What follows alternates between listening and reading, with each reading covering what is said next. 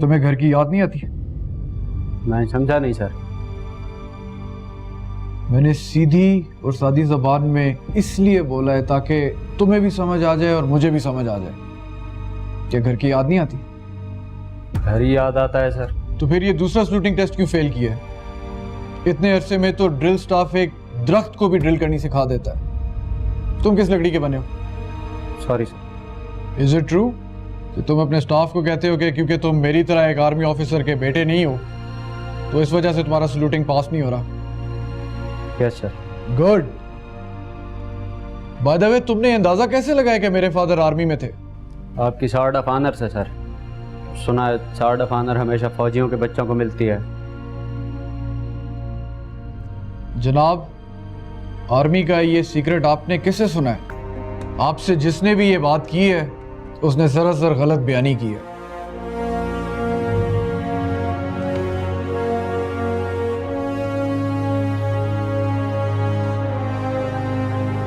Mister गुलजार, come forward.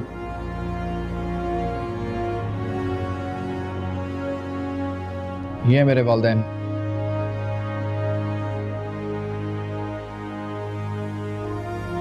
मेरे अब्बा को मालूम ही नहीं था कि फौज में कप्तान के बाद भी कोई ओहदा होता है। जब मैंने अपनी वालदा को बताया कि मैं आईसीएस भी देने कोहार्ट जा रहा हूँ तो उनको लगा शायद ये कोहार्ट किसी और मुल्क के अंदर है और वो 5 दिन तक मुसल्ले पे बैठ के मेरे लिए दुआएं करती रही कि मैं परदेश से खैर खैरियत से वापस आ जाऊँ। तुम्हें पता है मेरी सोर्ड ऑफ ऑनर किधर है?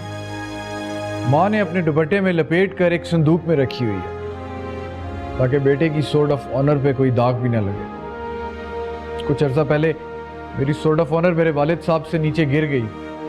मेरी वालदा मेरे वालिद साहब से काफ़ी अर्सा नाराज़ रही और मेरे वालिद साहब भी शर्मिंदा रहे कि उन्होंने बेटे की सोर्ड नीचे गिरा दी।